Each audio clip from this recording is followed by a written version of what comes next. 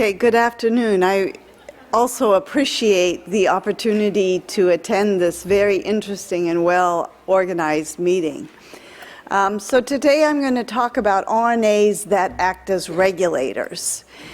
When Monod first characterized the regulation of the lac operon, he actually proposed that it was regulated by RNA. But that was more or less forgotten once it was discovered that the lac repressor was a protein.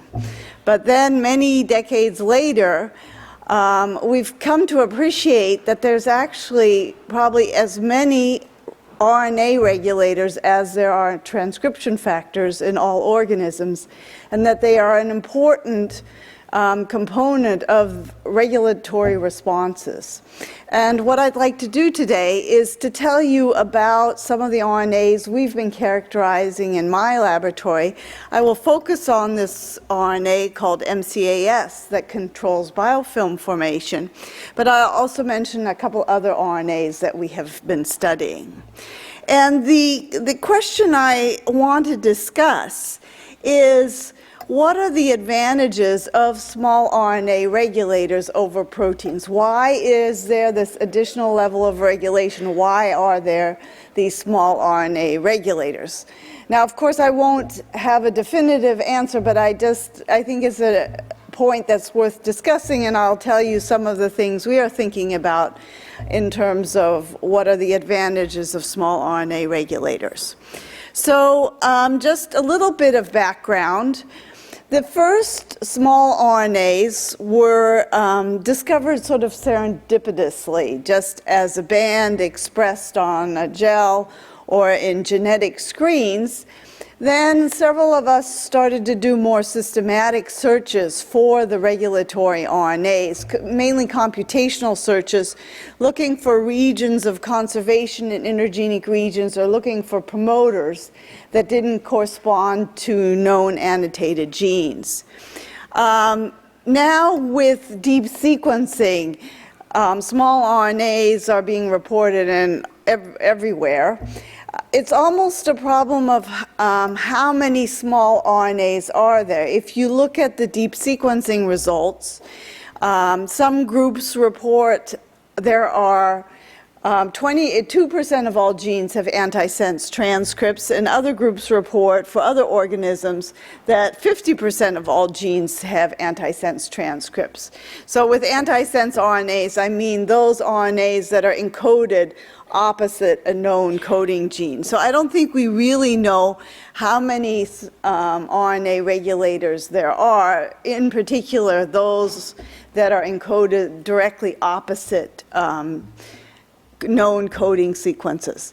But where we've made more progress, where we've learned a lot, is those RNAs, those small RNA regulators that are encoded as separate genes in intergenic locations. Now, there are a few that are very broadly conserved that act by binding to proteins. So many of these titrate proteins away from other RNA binding sites. And I'll mention those a little later in my talk. The family of RNA regulators that have been characterized or that are understood most extensively are those that act by limited base pairing with a transcript with an mRNA that is encoded in trans. So they are induced in response to some environmental condition and then act to base pair with another mRNA encoded elsewhere in the genome. Oftentimes these small RNAs base pair with multiple targets. And as I mentioned, these are the RNAs that have been characterized most extensively, particularly in E. coli, the system where I have focused the work in my lab. So these base pairing RNAs, these trans-encoded base pairing RNAs, generally are in the ballpark of a couple hundred nucleotides in length.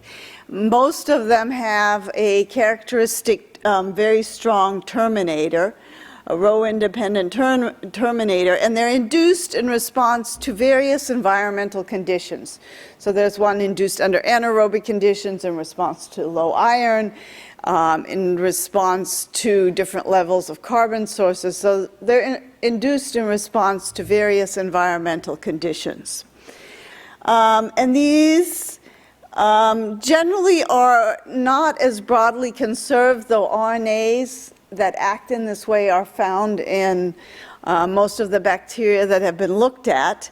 They act by base pairing. The region that is involved in base pairing generally is more conserved than the rest of the RNA and is generally single-stranded. So you can see for this RNA here, these are the regions involved in base pairing with the targets.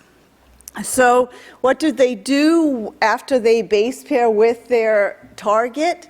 Many of them act to repress translation by just base pairing very near the ribosome binding site and occluding binding of the ribosome. There are others that, either in conjunction with repressing translation or independently, that affect the stability of the target RNA. Then there's also a few examples of small RNAs that act in a positive fashion to increase translation. They generally do this by opening up a secondary structure. So there are some 5' UTRs that fold into inhibitory secondary structures and block the binding of ribosomes. By base pairing with part of this inhibitory secondary structure, the small RNA base pairing leads to increased translation. So in E. coli and a lot of other bacteria, the base pairing, this type of base pairing requires the RNA chaperone HFQ. So the HFQ protein is this hexameric ring, which by a mechanism that's not fully understood, brings together the small RNA and its mRNA targets. As I mentioned, these RNAs are induced in response to a whole variety of different stresses, anaerobic conditions, iron availability, oxidative stress. So they have a significant impact on the physiology. Here we have, I'm not expecting people to actually read the names here, but the small RNAs on the centers of these different nodes, and this illustrates the number of different targets that each of these small RNAs regulates. So as I mentioned, a question that we've been discussing in my lab is, what is the advantage of having an RNA regulator versus a transcription factor in a regulatory network? Now, one possibility is that there's really no advantage, that in some cases a transcription factor is used and in other cases a regulatory RNA is used. I don't think we can comment on that yet. I think many more networks need to be characterized to see if there's ever an exchange for a protein versus an RNA. The other argument that we made often early on was that there's maybe a reduced metabolic cost. But I think that argument has to be thought through a little bit carefully, because most of these small RNAs are acting at a post-transcriptional level. So the target transcript is made, so the energy has to be put into making it. Even though the RNA, making the RNA itself, doesn't require as much energy. A model or a possibility I kind of like is that it may be easier to evolve an RNA regulator, and I'm looking for people interested in evolution to try and tackle this problem. I think one possibility is it might be easier to evolve an RNA regulator. But I now want to tell you about a few RNAs that we've been characterizing that have suggested some other possible advantages of RNA regulators. So the first has come from the characterization of a number of different small RNAs, and I'll always indicate the small RNAs in these red boxes. And it was found that the expression of the small RNAs is regulated by a number of activators that control specific or key activators of specific responses to environmental conditions. For example, cell envelope stress turns up the levels of sigma E, which then induces the expression of a lot of enzymes required as a defense against outer membrane damage, cell envelope damage. Sigma E also turns on the expression of the McaS small RNA as well as two other small RNAs, which all act to repress the synthesis of porins and proteins, which would exacerbate the membrane stress. So this is an additional arm of the response, which is acting to turn off the expression of proteins that would be detrimental or are not needed. Similarly, FNR is a key regulator of or activator of genes under anaerobic conditions, so it turns on the expression of enzymes required for anaerobic metabolism. It also turns on the expression of a small RNA, FNRS. FNRS, in turn, turns off the expression of enzymes that are not needed under anaerobic conditions, such as superoxide dismutase.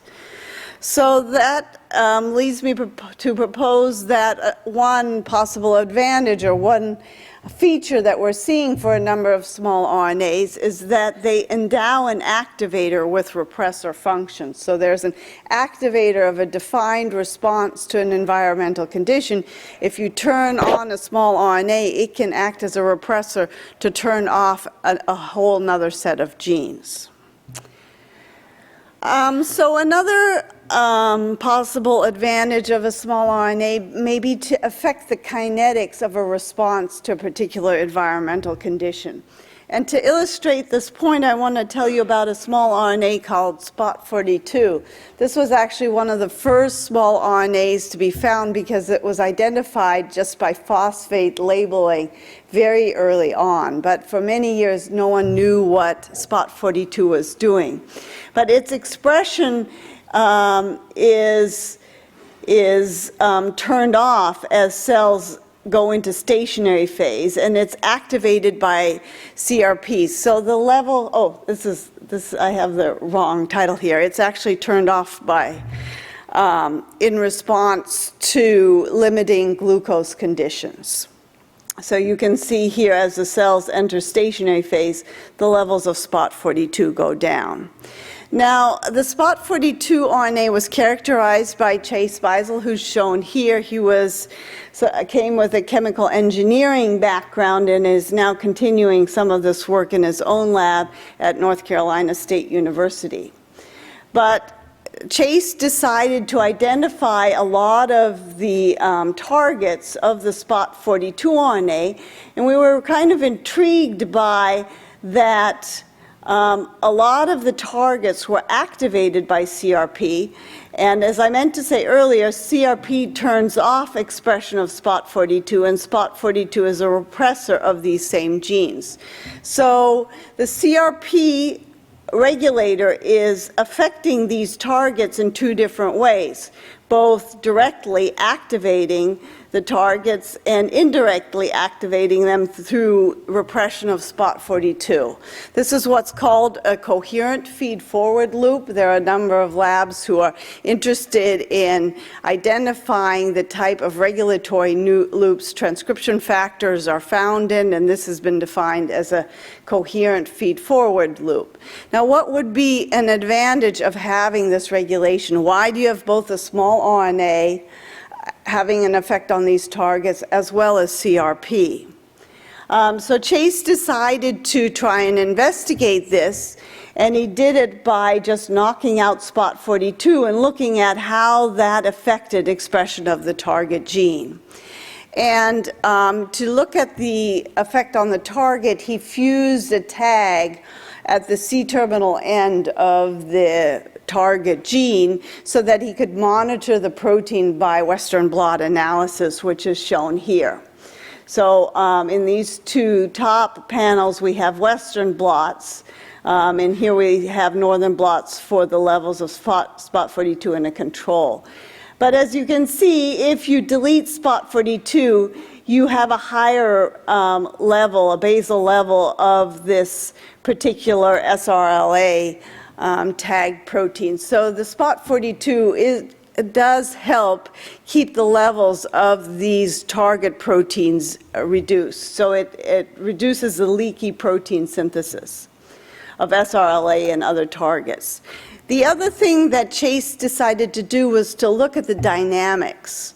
What happens if you go from low glucose to high glucose and then from high glucose basically to low glucose? How are the dynamics affected by the having a feed-forward loop where you have a small RNA?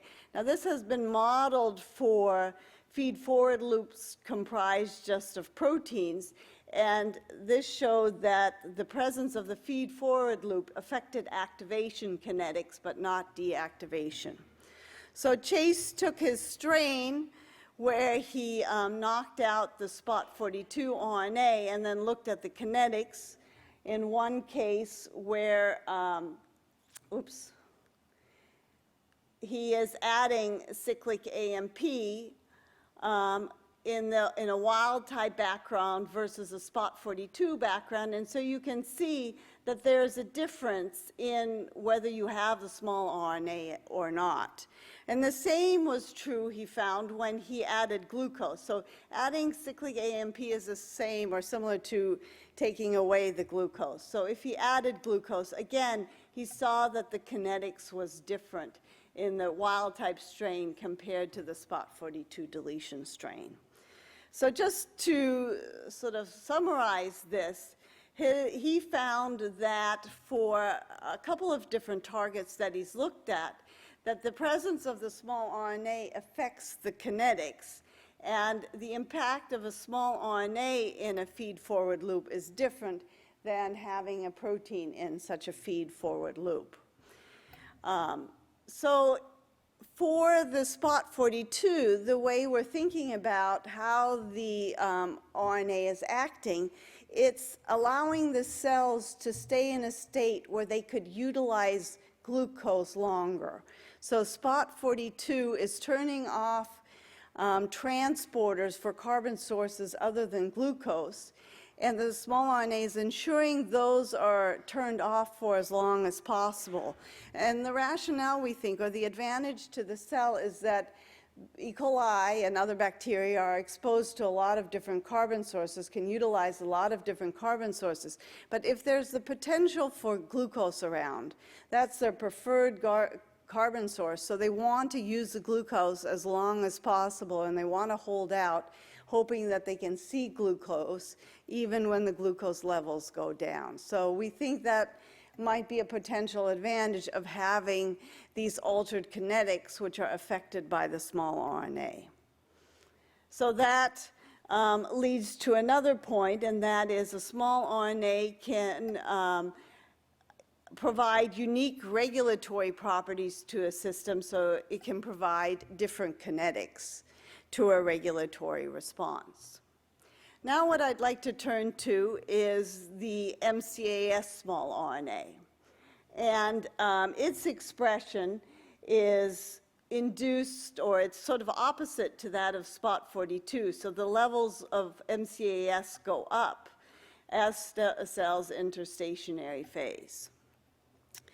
And the work carried out by McaS in my lab was carried out by Maureen Thomason, who was a graduate student and is now carrying out postdoctoral work with Peter Greenberg at the University of Washington.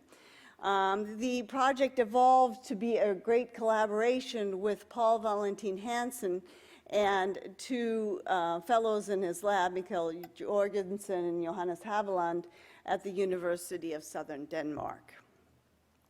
So for spot 42, we were able to identify a lot of the targets just by temporarily overexpressing the small RNA and carrying out a microarray experiment to see what genes go up or down. So that allowed us to identify targets. With the McaS RNA, we found it more difficult. The microarray experiment did not give such clear results, but Maureen was able to obtain significant insights into what the small RNA is doing by finding a whole variety of interesting phenotypes.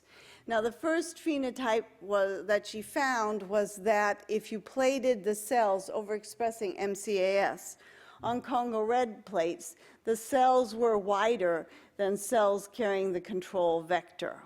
Now, Congo red staining, or cells becoming red on Congo red, is usually an indication, can be an indication of curli fimbriae, the presence of curli fimbriae, because they bind this dye in the Congo red plates.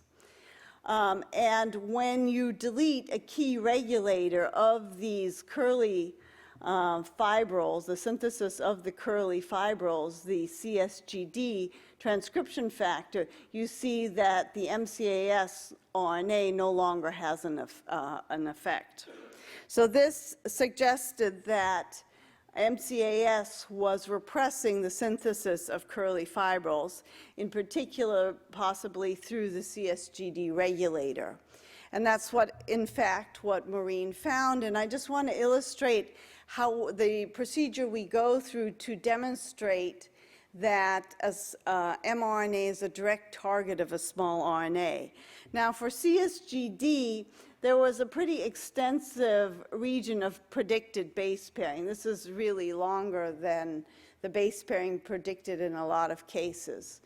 And what Maureen did was to make a fusion with the 5' UTR of the CsGD mRNA, fused to LAC-Z, cloned behind a heterologous promoter. We clone it behind a heterologous promoter so we don't have to worry about the normal transcriptional regulation. And she found when she induced expression of McaS, you saw the expected repression of this LAC-Z fusion.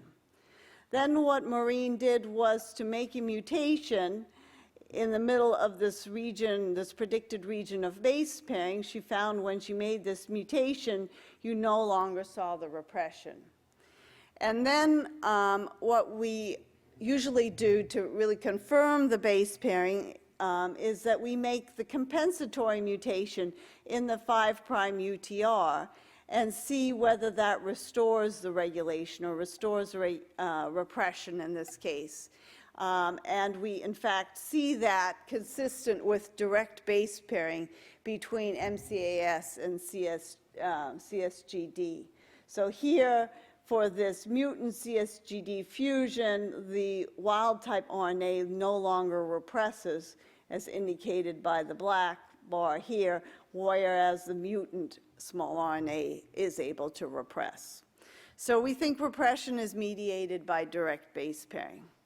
We thought the regulation of CsGD by the small RNA was quite interesting because CsGD was known to be regulated at the level of transcription by a whole set of transcriptional regulators already. So the cells must really care about when this CsGD protein is made. As I said, it's a transcription factor that's required for the transcription of those genes encoding the curli fibrils.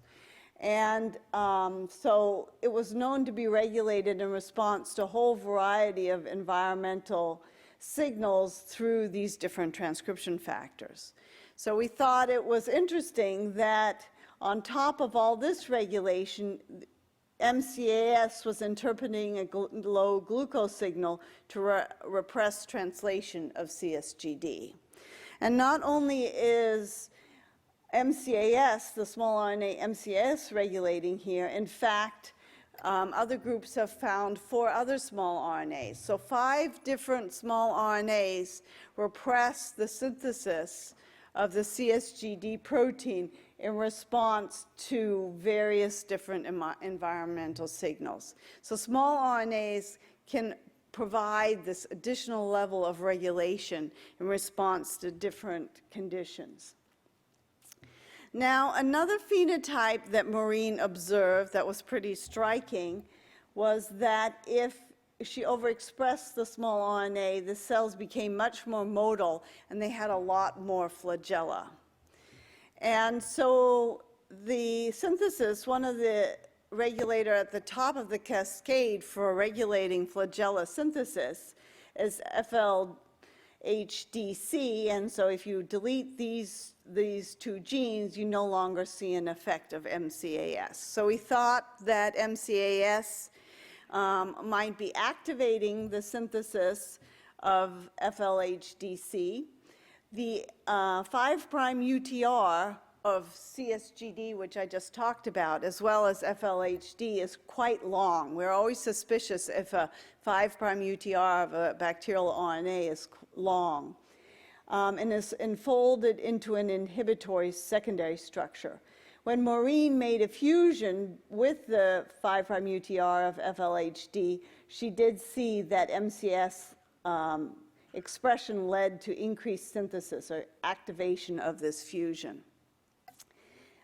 The prediction of regions of base pairing was not quite as simple here, but there were a couple of places where we thought there could be base pairing. So Maureen mutated those.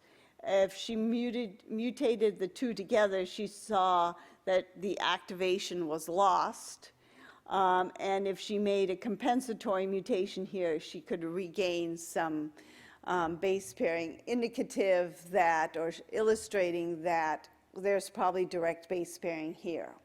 I'm going through this in some detail because the third target that Maureen characterized, we had a lot of trouble with the mutagenesis, and it turned out there's a different mechanism happening there. So we think that for CSGD and FLHD, two regulators of curli, fiber synthesis, and flagella, the small RNA is acting by direct base pairing.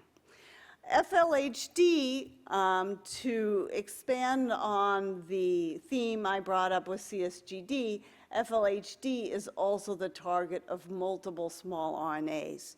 And I think that many of the key transcription factors, those transcription factors that are nodes in regulatory systems, will be the target of a lot of small RNAs. And two other examples of that in E. coli are sigma S and LRP. And I think for at least LRP, there are likely to be other small RNAs that regulate the synthesis of this regulator. So the other phenotype that Maureen observed was a really gooey, sticky phenotype of the cells. So whenever she overexpressed McaS, the cells just globbed onto the tube, which made all experiments quite difficult because it was hard just to even obtain an OD. After trying to figure out what was causing this phenotype, she realized that it might be due to the synthesis of this acetyl D-glucosamine, abbreviated PGA. And in fact, when you delete the first gene of an operon encoding responsible for the synthesis of PGA, you no longer saw this effect of overexpressing McaS. So this experiment suggested that McaS was activating PGA synthesis. Again, Maureen made a LacZ fusion. She saw activation by the LacZ fusion. But then things got more complicated. The 5' UTR of the PGA operon is really long as well, and we could find multiple regions where the small RNA could possibly base pair with McaS. But Maureen made multiple mutations, and they didn't all make sense. In some cases, she did lose the regulation as expected, but in one case, this mutant number 3, she saw hyperactivation. So this didn't completely make sense. If the small RNA was acting by base pairing, we should make mutations that knock it out, and then make suppressor mutations that restore the regulation, as I showed you for CSGD and FLHD, but this wasn't working out. So what Maureen did was to make a series of deletions of the 5' UTR. So the idea was, let's narrow down what region might be involved in base pairing. And she kept chopping and chopping off the 5' UTR until she only had 30 nucleotides left. But she still saw the same type of regulation. So the wild type RNA still activated, the number 2 mutant still failed to activate, and the number 3 mutant still hyperactivated. So she didn't lose the regulation by chopping off more and more of the 5' UTR. So this made us realize that maybe the small RNA is acting in a slightly different way at the PGAA 5' UTR. And before I go into describing how the space pairing RNA is acting differently at PGAA, let me just introduce an RNA binding protein to you and some regulatory RNAs that act by titrating proteins. And so the RNA binding protein is called CsrA. This protein is fairly broadly distributed. It's been crystallized. It acts as a dimer, and it binds to GGA-type sequences in a lot of mRNAs to affect their translation and their stability. So it's a protein regulator that binds to mRNAs to affect translation or stability. And it's been known for quite a while that the activity of CsrA can be modulated, or CsrA can be titrated away from its mRNA targets by regulatory proteins that bind to multiple CsrA molecules. These are called CsrB or CsrC, or 2 in E. coli. They're also called RSMY, for example, in Pseudomonas. And these regulatory RNAs have multiple repeats of the sequence bound by CsrA, so they can titrate the CsrA protein away from its normal mRNA targets. So we wondered whether maybe McaS is acting in this way, because it was known that there are 6 different binding sites for the CsrA protein in the PGAA 5' UTR. And even when we chopped off most of the 5' UTR, we still had 2 potential binding sites for CsrA. So we think that's what's happening with McaS, that while it's acting as a base pairing RNA for a lot of proteins, it's at the PGAA locus, it's acting as an RNA that titrates proteins. And I should say, in all the years that I've been studying small RNAs, I always categorize the different types of regulatory RNAs in these 2 different groups, those that act by base pairing and those that act by binding proteins. But I think the lines are blurring now, that things that act by base pairing can also act by titrating a protein. And just some evidence to support the conclusion that, in fact, McaS is also acting as a protein titrator is shown in the next few slides. So when we looked at the McaS sequence, we saw a number of these GGA motifs bound by the CsrA protein. The McaS2 mutant, which was dead, was mutated in a position, or had a mutation in one of these, in the first GGA region. The third mutant, McaS3, had a mutation which affected this stem loop, and we realized that what these mutations were doing was opening up the secondary structure, probably facilitating the binding of CsrA to this GGA motif. When we just mutated one single nucleotide here and one single nucleotide there, we could knock out the activity of McaS with respect to activating PGAA. But those were using fusions. We also wanted to look whether CsrA, in fact, binds to McaS, and we carried out, and this was work carried out by the Paul Valentin Hansen lab. He pulled down a flag-tagged or purified a flag-tagged CsrA protein, and he saw he could purify CsrB and CsrC as expected. These were the 2 RNAs already known to titrate the activity of CsrA. But he also clearly pulled down the McaS RNA and not some of the other control small RNAs that they probed for. They also carried out some in vitro mobility shift assays, which also showed that CsrA could bind to McaS. This is the wild-type RNA. Here's the McaS3 mutant, which showed the hyperactivation, and you saw a clear shift here, whereas for the McaS2 mutant, you really didn't see very much of the shift. So this was consistent with McaS binding to CsrA and titrating it away from PGAA.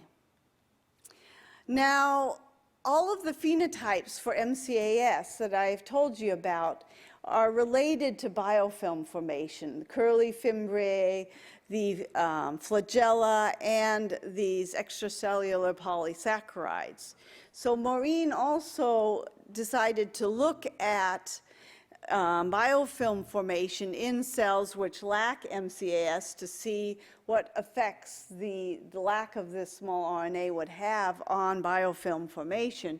And she did, in fact, find, if you compare wild-type cells with the McaS mutant cells, they have decreased biofilm formation.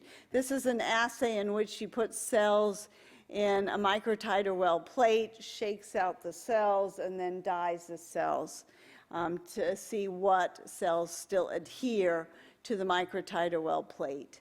For the McaS3 mutant, when expressed from the chromosome, you still see biofilm formation. And for the McaS8 mutant, which has the 1 point mutation in the CsrA binding site, you no longer see biofilm formation, and that's quantitated here. And in fact, in this assay, McaS has a more dramatic effect than CsrA. So if we delete this known CsrB, if we delete CsrB, this known regulator of CsrA, you don't see as big of an effect on biofilm formation. But just to summarize all this data, I think what our studies of McaS have shown us are, one, that it's going to be harder and harder to categorize RNAs as one type of regulator or another. Related to this, it's been found that there are some mRNAs that can act as regulators as well. So we're thinking about just a protein coding gene, but they can titrate the activity. There's an example where it can titrate the activity of a small RNA. So I think our distinctions between different classes of RNAs are being blurred. But I think most importantly, this provides another possible advantage of small RNAs or RNA-based regulation, that it just provides another layer of regulation to allow very nuanced control of the levels of key enzymes, key proteins, key regulators in cells. So I hope that I've been able to convince you that small RNAs are integral to a lot of different bacterial responses to environmental conditions, and they allow for very careful control of these responses. So let me stop there, and I'm happy to take any questions if there is time. Thank you.